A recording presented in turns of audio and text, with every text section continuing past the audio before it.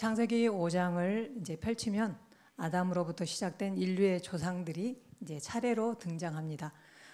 이들의 이름과 긴 생애가 기록되지만 마지막에는 한결같이 냉혹하고 무거운 한 문장이 따라옵니다. 바로 죽었더라입니다.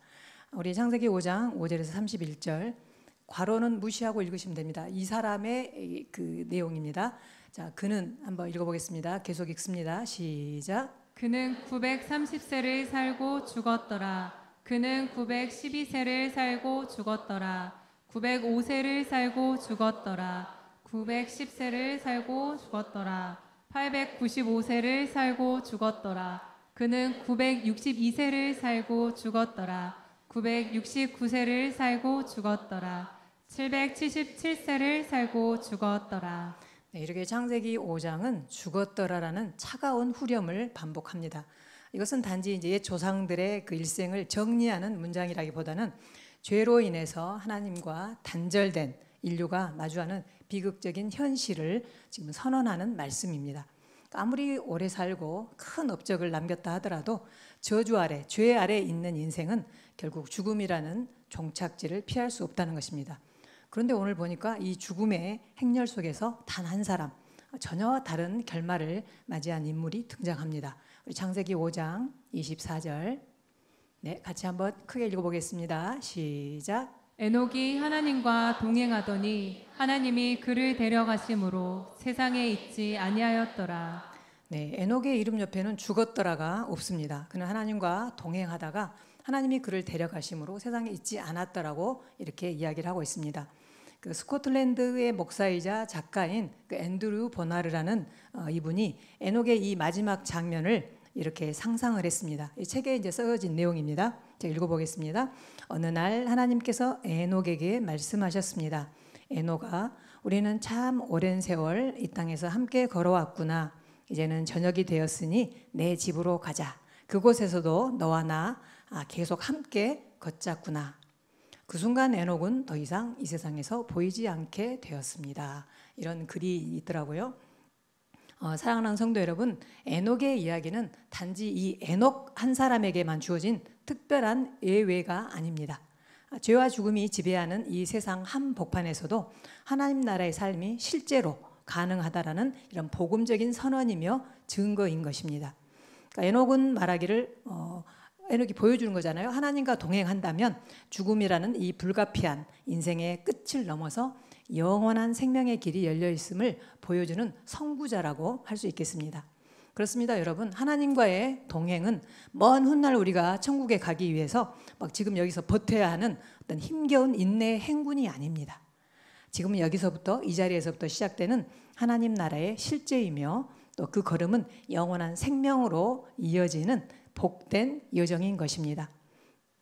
그러므로 에녹의 삶은 오늘 우리들에게 이렇게 묻고 있는 것 같습니다. 당신은 지금 어느 나라의 법을 따라서 어느 나라의 백성으로 살고 있습니까? 이렇게 묻고 있는 것 같습니다. 자, 우리도 이제 하나님 나라의 백성으로 살아야 되는데 그러면 어떻게 이 세상 나라의 무거운 이 중력을 거슬러 올라가서 하나님 나라의 삶을 살 수 있을까요? 자, 히브리서에 그 답이 있는데요. 보겠습니다. 히브리서 11장 5절 6절 우리 크게 한 목소리로 읽겠습니다. 시작. 믿음으로 에녹은 죽음을 보지 않고 옮겨졌으니 하나님이 그를 옮기심으로 다시 보이지 아니하였느니라. 그는 옮겨지기 전에 하나님을 기쁘시게 하는 자라 하는 증거를 받았느니라. 믿음이 없이는 하나님을 기쁘시게 하지 못하나니 하나님께 나아가는 자는 반드시 그가 계신 것과 또한 그가 자기를 찾는 자들에게 상 주시는 이심을 믿어야 할지니라. 아멘. 어떻습니까? 에녹이 죽음을 보지 않고 하나님께로 옮겨진 이유는 바로 믿음 때문이었습니다. 그리고 이 믿음은 하나님을 기쁘시게 하는 그런 삶의 유일한 열쇠였습니다. 물론 여기서 말하는 믿음은 단지 내가 믿습니다라고 하는 단지 지적으로 동의하는 믿음이라든지 아니면 종교 생활을 취미처럼 하는 그런 것을 말하는 것은 아닙니다. 여기서 말하는 믿음은 삶의 국적과 삶의 주권을 완전히 하나님께 이전하는 그런 전인격적인 결단입니다. 그러니까 주님을 조수석에 태운 채 내가 운전대를 잡고 막 가는 게 아니라 주님을 운전대, 그러니까 주님께 운전대를 내어드리고 그분의 인도하심에 전적으로 순종하며 걸어가는 삶, 이것이 여기서 말하는 바로 이 믿음입니다. 자, 그러면 하나님을 기쁘시게 하는 믿음은 어떤 믿음일까요? 여기 6절에 보면 그가 계신 것을 믿는 믿음이라고 이야기합니다. 하나님이 계신다는 것을 믿는다는 것은 그냥 뭐 단순히 하나님의 존재를 인정한다는 그런 수준을 넘어서는 거죠. 지금 이 자리, 내 직장과 가정과 또 내 재정과 내 관계와 내 삶의 모든 영역에서 하나님이 살아계시고 하나님이 주권자로 다스리신다라는 그 고백, 바로 이 고백이 바로 이 믿음인 것입니다. 그래서 내 상사가 내 최종 권위자가 아니고 내 은행 잔고가 내 안전망이 아니라는 것을 아는 것입니다. 오직 하나님만이 내 인생의 왕이심을 고백하는 것, 이것이 바로 하나님 나라의 힘이 되는 이 믿음의 출발이 되는 것입니다. 그 다음에 자기를 찾는 자들에게 상 주시는 이심을 믿어야 한다고 그랬는데, 진심으로 하나님은 자기를 찾는 자들에게 상을 주시는데 이거는 세상적인 무슨 보상이 아니고요, 이 상은 곧 하나님 자신을 주시는 것입니다. 그래서 그분의 약속과 또 하나님 나라의 유업과 영원한 생명, 그리고 그분과 나누는 친밀한 교제, 이것이 이 믿음이 있는 자들에게 주시는 상이라는 것입니다. 그래서 여러분, 결국 하나님을 기쁘시게 하는 믿음은 지식이 아니라 관계입니다. 무엇이라고요? 네, 관계입니다. 하나님이 지금도 살아계시고 우리를 다스리시고 또 그분을 찾는 자들에게 영원한 생명을 주신다는 그 하나님의 약속을 붙잡는 그 믿음, 이것이 참된 믿음인 것입니다. 어느 날 그 닭과 돼지가 있었는데, 닭이 돼지한테 이렇게 신이 나서 이야기했대요. 저기 공고를 보니까 가난한 이웃을 위해서 아침 식사 뭐 기부를 한다고 하는데 우리도 동참하자 그러면서 나는 달걀을 낼 테니까 너는 베이컨을 내라, 이렇게 이야기한 겁니다. 그러니까 돼지가 한숨을 푹 쉬면서 이야기를 이렇게 대답을 한 겁니다. 친구야, 너에게 달걀을 내는 것은 너의 일부를 내놓는 참여일지 모르지만 나에게는 내 생명을 전부 거는 헌신이야. 나 베이컨 만들려면 나 죽어야 돼. 이렇게 이야기했다고 합니다. 여러분, 웃었지만 내 믿음은 어떤가요? 주일 예배에 잠시 참여하는 달걀 신앙입니까? 아니면 내 삶 전체를 하나님께 드리는 베이컨 신앙입니까? 믿음이라는 것은 내 삶 전체를 주님께 드리고 이제는 세상 나라를 돌아보지 않겠다, 뒤돌아보지 않겠다라고 하는 그런 국적 변경입니다. 에녹은 바로 이런 믿음으로 하나님을 기쁘시게 했다는 것입니다. 자, 믿음은 하나님 나라의 삶을 가능하게 하는 것인데, 이제 이 믿음의 시작점은 어디일까요? 이 믿음의 시작점은 바로 예수 그리스도이십니다. 어떤 나라의 이제 시민이 되려면 그 나라에서 요구하는 합법적인 절차를 다 이렇게 밟아야 하는 것처럼 하나님 나라의 시민이 되는 유일하고 합법적인 그런 길은 뭐냐면 오직 예수 그리스도를 통한 화목입니다. 우리 로마서 5장 10절 말씀 한번 보겠습니다.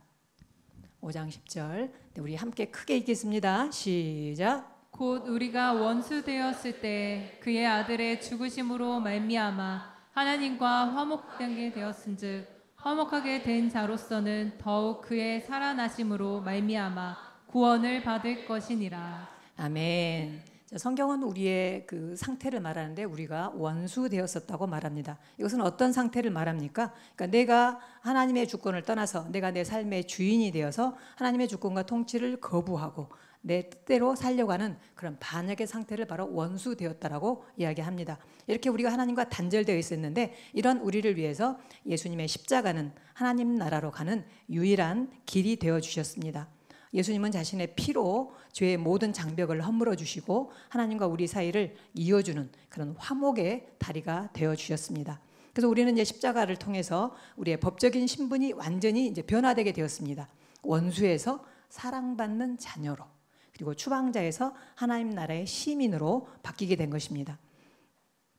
이 시민권은 우리의 노력이나 행위로 얻은 것이 절대 아니죠. 오직 예수 그리스도의 은혜, 그분의 십자가의 대속으로 말미암아 우리에게 주어진 선물입니다. 그러면 우리가 하나님과 동행한다는 이 동행하는 삶의 모습은 무슨 도덕적인 행위를 올바르게 하는 것을 넘어서서 이런 것이 아니라 십자가 앞에서 그 은혜를 날마다 감사하면서 하나님 나라 시민으로 살아가겠다고 하는 그런 응답, 이것이 바로 하나님과의 동행인 것입니다. 자, 우리가 예수님의 이제 화목해 하심으로 우리가 하나님 나라의 이제 시민이 되었는데, 그러면 이제 시민이 되었으면 그 나라의 법과 문화를 우리가 이제 배워야 되거든요. 그리고 그 나라의 백성답게 살아가는 법을 우리가 배워야 되는데, 성경에서는 그 삶의 길을 세 가지로 우리에게 말씀해 줍니다.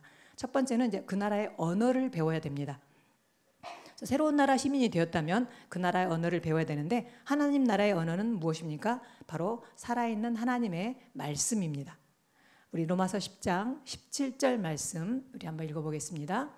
네, 10장 17절. 네, 시작. 그러므로 믿음은 들음에서 나며 들음은 그리스도의 말씀으로 말미암았느니라. 아멘. 여러분, 하나님의 말씀은 단순한 지식 전달이 아니고요, 하나님과의 관계 속에서 오늘 나에게 주시는 음성입니다. 그 성경은 이제 두 종류의 말씀이라고 할 수 있겠는데, 하나는 로고스의 말씀과 레마의 말씀이 있는데, 로고스의 말씀은 성경 전체 보편적으로 이렇게 우리에게 주어지신 이 말씀이 로고스의 말씀이고요. 레마의 말씀은 이 로고스를 바탕으로 해서 성령님께서 지금 이 순간 나에게 내 귀에 들려주시는 바로 그 말씀이 레마의 말씀입니다. 자, 예를 들어서 서로 사랑하라, 성경에 있는 로고스의 말씀인데, 오늘 그 사람에게 가서 네가 먼저 사과해라, 이렇게 하는 것이 바로 레마의 음성입니다.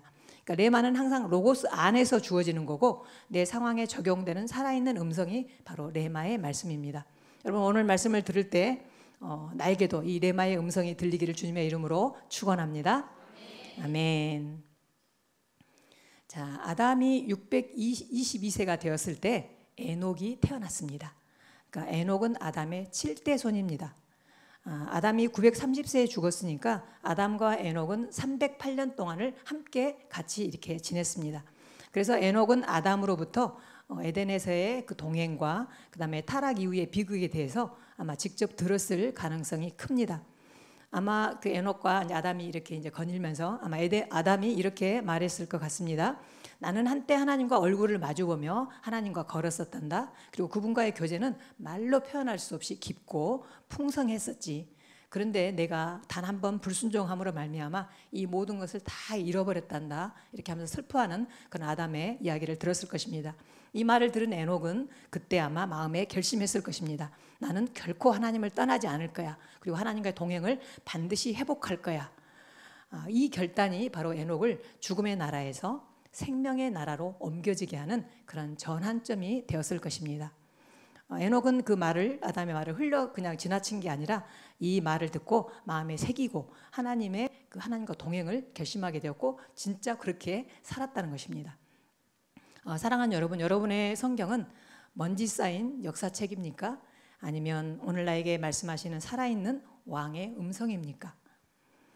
하나님의 나라의 언어를 배우는 것은 쉽지 않습니다. 막 어디 학원 가고 이러지 않아도요, 매일 여러분이 말씀을 읽고 묵상하고 또 성령의 조명하심 가운데서 그분의 음성을 들어보려고 하는 것, 이것이 바로 하나님 나라의 백성의 첫 걸음이 되는 것입니다.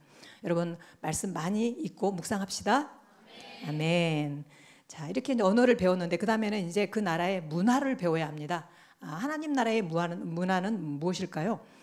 하나님 나라의 문화는 거룩입니다. 그리고 이 거룩은 어떻게 형성됩니까? 하나님과의 친밀한 교제를 통해서 배우게 됩니다.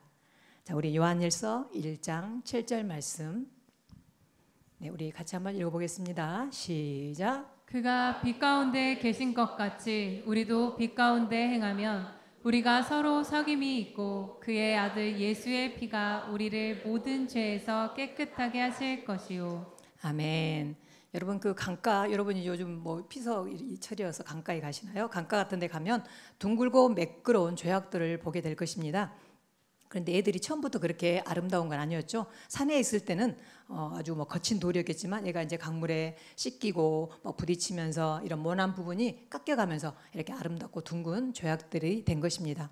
여러분, 우리들도 마찬가지입니다. 우리 안에 악하고 더러운 것들이 너무 많잖아요. 교만함, 이기심, 비교, 분노, 사악함, 이런 많은 것들이 있을 텐데, 이런 모서리들이 바로 하나님과의 교제 속에서 깎이고 이렇게 정돈된다는 것입니다. 그리고 이게 바로 이제 우리가 성화라고 하는 것이고, 하나님 나라의 문화가 바로 이 거룩을 이루어가는 이런 것이 바로 하나님 나라의 문화인 것입니다. 그래서 에녹은 300년 동안 하나님과 동행하면서 하나님 나라의 문화를 익혔고, 하나님 나라 백성이 이제 되었기 때문에 하나님 나라로 짱 하고 그냥 들어간 것입니다.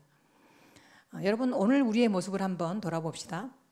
요즘 마음 지키는 훈련을 하고 있는데 마음 지키는 훈련에서 자주 무너지지는 않으십니까? 또 죄에 대한 민감함이 무뎌지지는 않으셨습니까? 무너지고 무뎌졌다면 지금 여러분 왕과의 교제가 식었다는 신호일 수 있다는 것입니다. 오늘 다시 말씀 앞으로 하나님의 임재 앞으로 나오시기를 축복합니다. 하나님 나라의 문화를 회복하는 길은 주님과의 친밀한 교제 속에 있습니다. 자, 세 번째 우리가 이제 어느 나라의 시민이 되었다면 이 세상 속에서 그러니까 다른 나라에 가면 그 다른 나라에서 이 자기 나라의 그 백성다운 그런 모습을 드러내야 되는데 내가 이 세상 속에서 이제는 하나님 나라의 백성이 되었기 때문에 하나님 나라의 대사로서 앰베서더 하나님 나라의 대사로서 하나님 나라를 대표하는 그런 대사처럼 우리가 이 세상에서 살아가야 한다는 것입니다. 대사는 외국에 있지만 자기가 속한 나라의 가치를 드러내잖아요. 그래서 우리도 세상 속에서 하나님 나라의 가치와 문화를 보여주는 그런 삶을 우리가 사는 것이 우리에게 주신 또 사명이라는 것입니다.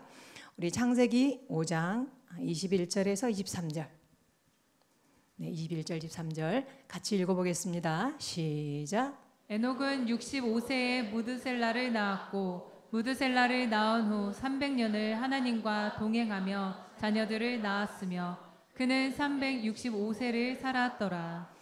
그 성경에 보면 에녹이 그러면 하나님과 동행했는데 뭔가 특별한 일을 했나 찾아보는데 아무 특별한 건 없고요. 그냥 자녀를 낳고 기르고 그냥 평범한 삶을 산 것 같습니다. 하지만 이 평범한 삶이 하나님과의 동행으로 가득했기 때문에 일상을 사실 예배로 바꾼 사람이었습니다.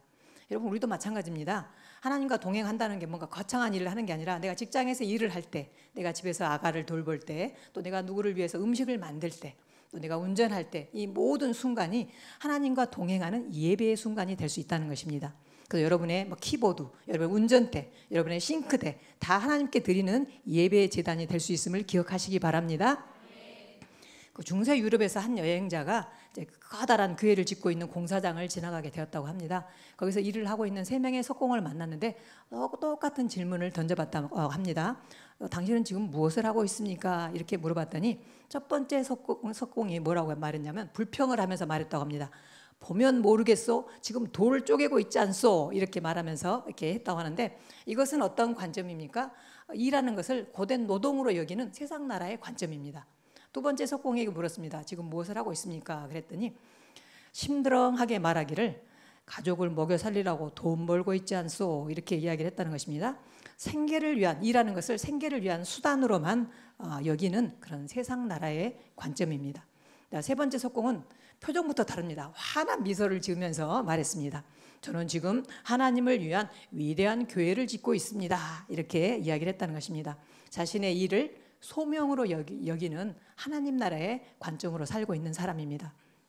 에녹이 이렇게 살았다는 것입니다. 세 번째 석공처럼 하나님을 위해서 일하고 또 나의 일상 전체를 하나님을 위한 예배로 바꾸며 살았다는 것입니다. 우리도 그러할 수 있기를 축원합니다. 아멘. 네, 사진 한번 보여주실래요? 네, 이거는 이제 실제 인물인데요. 불의 전차라고 영화로도 나왔고요. 이 사람은 에릭 리델이라는 그 달리기 선수입니다. 자, 이 사람이 1924년 이제 파리 올림픽 때 스코틀랜드 육상 선수로서 이제 100m 금메달이 유력한 후보 선수였습니다. 그런데 이 결승 경기가 언제 열렸냐면 주일에 열린 겁니다. 그러니까 출전을 거부했습니다. 저는 주일에는 달리지 않습니다. 이렇게 거부한 거예요. 금메달리스트 후보인데 이 사람에게는 주일이 세상 영광을 위해서 일하는 날이 아니고 하나님께 예배드리는 날이었기 때문에 그렇습니다. 온 국민의 기대와 압박이 있고 협박이 있었지만 그는 흔들리지 않았습니다. 그의 시민권은 하나님 나라에 있었기 때문입니다. 그래서 결국 100m를 포기하고 이제 평일에 열리는 400m 경기에 출전했는데 이 사람은 400m는 잘 못하거든요. 그런데 여러분 놀라지 마십시오. 예상치 못하게 신기록으로 금메달을 따게 되었습니다. 그래서 이 에릭 리델의 삶은 우리들에게 뭘 보여줍니까? 하나님은 자기를 찾는 자들에게 상 주시는 이심을 보여줍니다. 그리고 하나님을 기쁘시게 하는 자의 길을 친히 책임지심을 보여주는 것입니다. 그래서 여러분 에릭 리델의 달리기는 그냥 운동이 아닙니다. 뭐 금메달을 따기 위한 것이 아니라 하나님께 드리는 예배였습니다. 나중에 이분이 이제 중국 선교사로 이제 헌신하게 됩니다. 에녹이 이렇게 이제 평범한 삶을 살았다고 하니까 에녹이 살았던 시대는 뭐 좀 평온한 시대였나? 그런데 아닙니다. 에녹이 살았던 시대는 아주 거칠고 험한 시대였습니다. 창세기 4장에 이제 그 라멕이라는 인물이 등장하는데 이 인물을 보면서 이 시대가 어떠했는가를 우리가 짐작할 수 있습니다. 우리 창세기 4장 19절, 23절, 24절 라멕에 대한 이야기입니다. 한번 읽어보겠습니다. 같이 읽습니다. 시작. 라멕이 두 아내를 맞이하였으니 라멕이 아내들에게 이르되 내 말을 들으라. 나의 상처로 말미암아 내가 사람을 죽였고 나의 상함으로 말미암아 소년을 죽였도다. 가인을 위하여는 벌이 7배이진데 라멕을 위하여는 벌이 77배이로다 하였더라. 자, 라멕은 폭력, 그다음에 복수, 자기 자랑으로 가득한 타락한 문화의 대표 주자였습니다. 그는 하나님의 공의를 조롱했습니다. 생명의 가치를 하찮게 여겼습니다. 그리고 죄를 당당하게 막 자랑했습니다. 창세기 4장과 5장을 보면 전혀 다른 두 개의 흐름이 나오는데 4장은 가인 계열의 족보가 나오고 5장은 셋 계열의 족보가 나옵니다. 그래서 라멕은 바로 이 가인 계열, 그러니까 타락한 족보의 7대 손인 거고, 그 다음에 에녹은 셋 계열, 그러니까 경건한 족보의 7대 손입니다. 한쪽은 죄와 죽음의 문화를, 다른 한쪽은 거룩과 생명의 문화를 지금 대조시켜서 보여주고 있습니다. 이렇게 이 대조를 보여주면서 하나님이 우리에게 물으시는 것과 똑같습니다. 너는 누구의 계보를 따르겠느냐? 여러분, 에녹은 죄악으로 가득한 그 시대 속에서도 하나님과 동행한 사람이었습니다. 아멘. 아멘. 그런데 에녹은 하나님과 동행한다고 할 때 그냥 혼자 몰래 조용히 개인적으로 그냥 혼자만 하나님과의 어떤 경건한 어떤 삶을 살았던 사람이 아닙니다. 에녹은 하나님의 말씀을 세상에 담대하게 선포한 예언자였습니다. 우리 유다서 말씀 한번 보겠습니다. 유다서 1장 14절 15절 네, 함께 크게 읽어보겠습니다. 시작. 아담의 7대손 에녹이 이 사람들에게 대하여도 예언하여 이르되 보라, 주께서 그 수만의 거룩한 자와 함께 임하셨나니 이는 무사람을 심판하사 모든 경건하지 않은 자가 경건하지 않게 행한 모든 경건하지 않은 일과 또 경건하지 않은 죄인들이 주를 거슬러 한 모든 완악한 말로 말미암아 그들을 정죄하려 하심이라 하였느니라. 에녹은 죄악된 그 당시 세상과 타협하지 않았고 또 세상에 대해서 침묵하지도 않았습니다.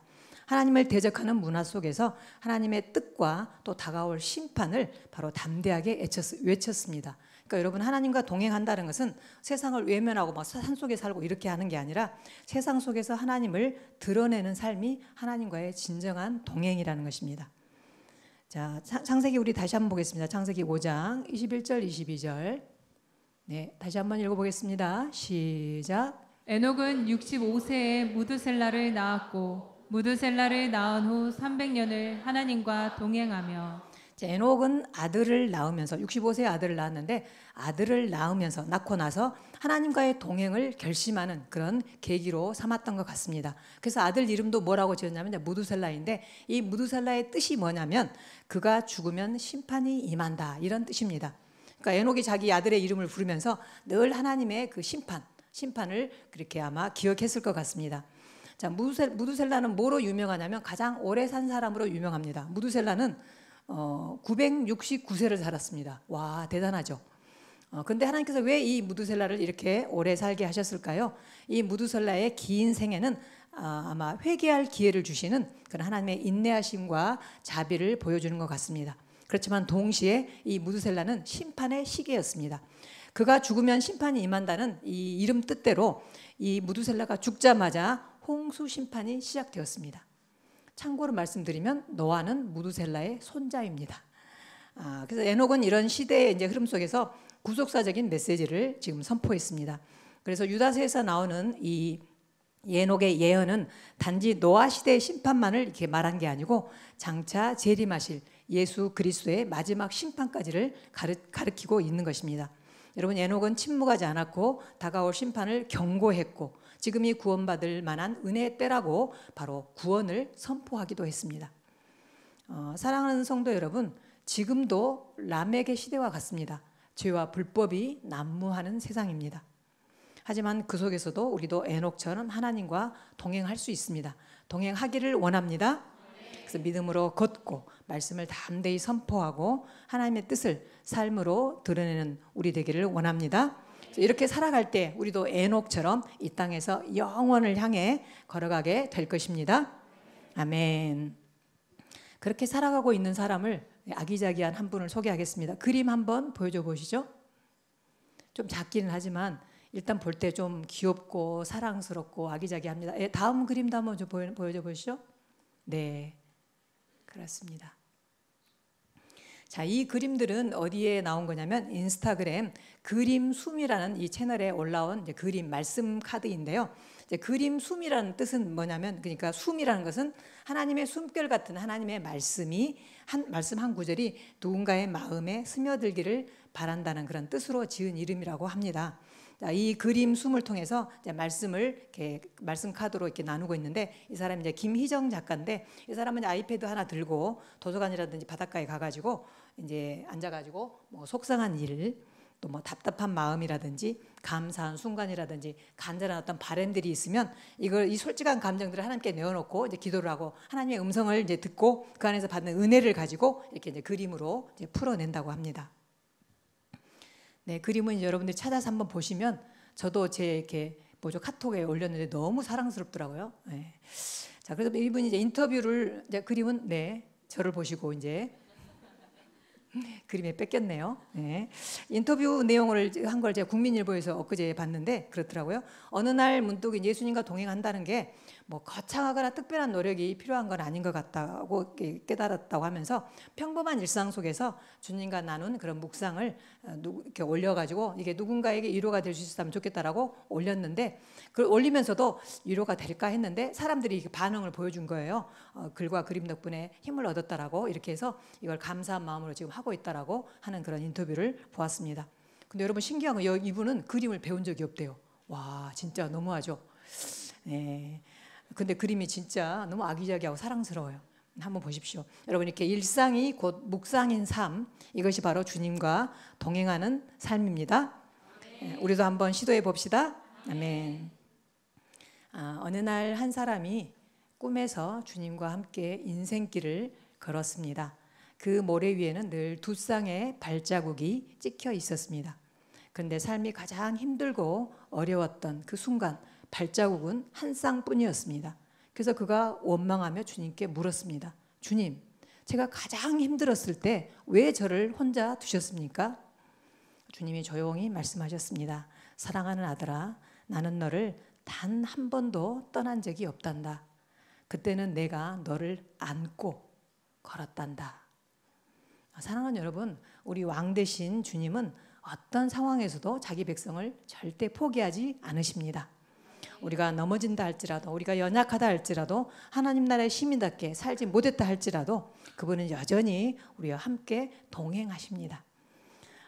주님이 우리와 함께 하시는 동행은 조건 없는 은혜입니다. 그리고 그분이 우리와 함께 하시는 동행은 끊을 수 없는 사랑입니다. 우리가 물론 동행하려고 애써야 되지만 먼저 그분이 우리와 동행하시고 그분이 우리를 붙잡고 놓지 않으신다는 것입니다. 너무 감사하죠. 지금도 하나님이 우리를 초청하십니다. 얘야, 이제는 세상 방식을 내려놓고 나와 함께 걷지 않겠니? 여러분, 에녹처럼 죽음을 이기고 생명을 누리는 길, 그 영광스러운 길이 오늘 우리 앞에 열려 있습니다. 영원히 나를 놓지 않으시는 그 주님의 손을 붙잡고 지금 동행할 결심을 하시기 바랍니다. 이 결단 위에 굳게 서서 이 땅에서 영원을 향해 담대히 걸어가는 저와 여러분 되기를 주님의 이름으로 축원합니다. 아멘. 우리 적용 질문 한번 보겠습니다. 네, 1번 시작. 지금 내 삶은 하나님 나라의 기준 위에 서 있습니까? 아니면 세상 가치에 더 흔들리고 있습니까? 2번. 하나님 나라 시민으로서 오늘 반드시 고치고 실천해야 할 한 가지는 무엇이 있습니까? 3번. 하나님과 동행하기 위해 지금 당장 결단해야 할 구체적인 행동은 무엇입니까? 지금은 우리 주 예수 그리스도의 은혜와 하나님 아버지의 무한하신 사랑하심과 성령님의 감화감동 역사하심이 이 땅에서 에녹처럼 주님과 동행하기로 결심하는 우리 예명의 모든 가족들 머리 위에 지금으로부터 영원토록 함께 하시기를 간절히 축원하옵나이다. 아멘.